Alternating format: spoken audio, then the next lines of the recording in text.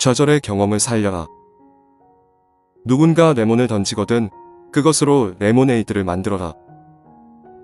이것이 걱정에 매몰되지 않는 비결이다. 어떤 어려움이 닥쳐도 긍정적 변화의 방향을 모색하면 길이 열린다는 의미다. 그리고 어리석은 자는 그와 정반대로 행동한다. 조금의 시련이나 고민에 부닥치면 바로 포기하고는 난 끝났어라며 절망한다. 나는 왜 이렇게 운이 없을까? 라고 한숨 짓는다. 반면 지혜로운 자는 커다란 좌절 앞에서도 긍정의 자세를 일관한다. 이 불운으로부터 나는 무엇을 배울 것인가 라고 자문하고 현재의 역경을 경험과 기회로 삼아 성공으로 연결할 방법을 고민한다. 결핍과 손실로부터 이점을 발견하라. 중요한 것은 손에 쥔 이익을 활용하는 일이 아니다. 그런 일은 누구나 할 수 있다. 인생에서 진정 중요한 것은 결핍과 손실로부터 이점을 발견하는 일이다. 그를 위해서는 지혜가 필요하며 그것이 바로 현명한 자와 어리석은 자의 결정적인 차이가 된다. 이 말은 월리엄 볼리소가 열차 사고로 한쪽 다리를 잃은 후 한 말이다. 90% 성공적인 일에 의식을 향하라. 걱정으로 머릿속이 어지럽고 마음이 괴롭다면 잠시 멈춰서서 숨을 고르고 자문해보는 것이 좋다. 나는 무엇을 걱정하는가? 이를 차근차근 구체적으로 정리해보면 막연히 걱정했던 것보다 사소한 일임을 깨달을 것이다. 우리 인생 중 약 90%의 일은 별일 없이 순탄하게 흘러가며 약 10%의 일은 문제에 부닥친다. 행복해지고 싶다면 성공적인 90%의 일에 의식을 향하고 제대로 되지 않는 10%의 일을 머릿속에서 몰아내라. 그리고 만약 끊임없는 걱정으로 윗궤양을 앓고 싶다면 제대로 되지 않는 10%의 일에 의식을 집중하고 성공적인 90%의 일을 무시하라. 찰나의 삶을 가장 소중히 누려라. 인간 본성이 지닌 가장 비극적인 부분은 삶을 뒤로 미루는 경향이 있다는 것이다. 사람들은 창문 밖에 피어있는 빨간 장미를 보려 하지 않은 채 지평선 저 너머 어딘가에 있을 장미화원을 꿈꾼다. 어째서 우리는 이토록 어리석을까? 어린아이는 언젠가 키가 크면이라고 말하고 좀 더 자란 아이는 언젠가 어른이 되면이라고 말한다. 어른은 언젠가 결혼한다면 이라고 말하고 결혼한 사람은 언젠가 정년을 맞이한다면 이라고 말한다. 은퇴 후 과거를 돌아볼 때야 비로소 깨닫는다. 삶의 대부분이 지나가 버렸음을, 모든 것을 묻혀버렸음을. 인생이란 하루하루 매 순간에 존재한다. 지금이야말로 가장 소중히 누려야 할 삶의 순간이다. 그러나 불행히도 우리는 그것을 너무 늦게 배운다. 사소한 일에 연연하기에 인생은 너무나 짧다. 우리가 사소한 문제로도 쉽게 짜증과 분노, 고민에 빠지는 까닭은 그 문제를 과대평가하기 때문이다. 작은 일에 연연하기에 인생은 너무나 짧다. 우리는 종종 잊어버려야 하는 하찮은 일에 정신을 빼앗기기 쉽다. 우리는 앞으로 고작 몇십 년 밖에 살지 않는다. 그런데 나는 1년만 지나면 기억에서 지워버릴 일을 온종일 고민하고 절망하고 불평하느라 귀중한 시간을 낭비한다. 숭고한 신념, 진실한 사랑, 가치 있는 일에 소중한 시간을 써야 하지 않겠는가? 사소한 일에 연연하기에 우리 인생은 너무나도 짧다.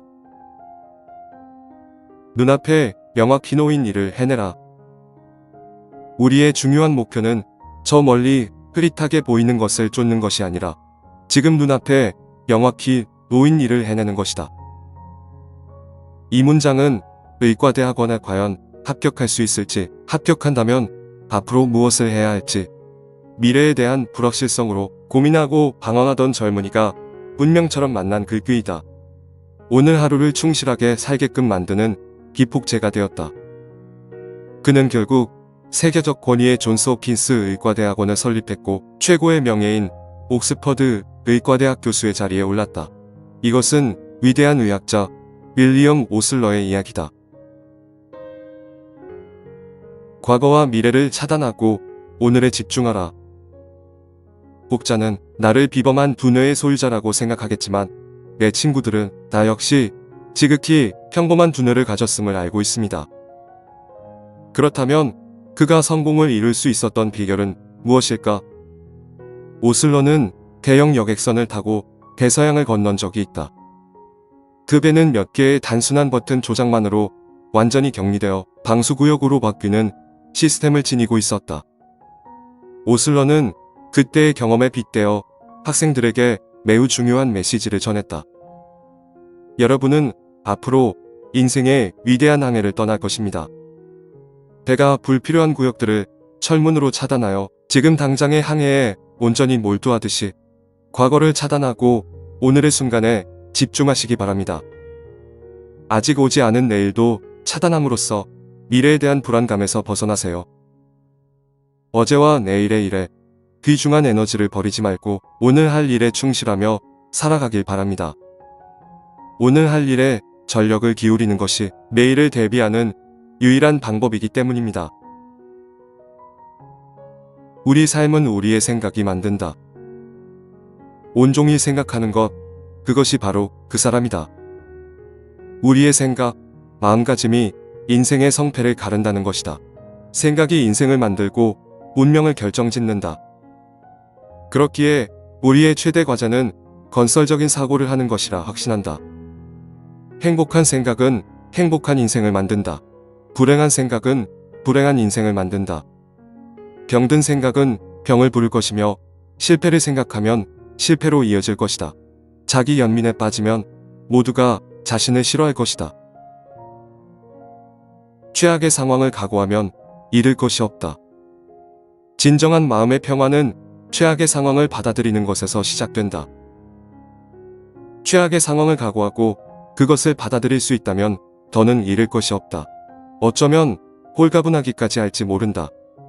그리고 잃을 것이 없다는 것은 이제부터 얻는 일만 남는다는 뜻이다. 그러나 여전히 많은 사람이 실패라는 사건에 매몰되어 분노와 좌절감에 사로잡히고 인생을 망친다. 원인은 그들이 최악의 상황을 직면하려 하지 않기 때문이다. 문제를 외면하기 때문에 개선할 방법을 행동으로 옮기지 못한다. 태연하게 행동하면 기분까지 밝아진다. 행위는 감정을 따르는 듯이 보이지만 실제로 행위와 감정은 동시에 일어난다. 따라서 의지로 통제 가능한 행위를 조정하면 감정을 간접적으로 제어할 수 있다. 유쾌한 상태가 아닐지라도 마치 즐거운 듯이 말하고 웃으면 감정까지도 즐거운 상태로 전환된다.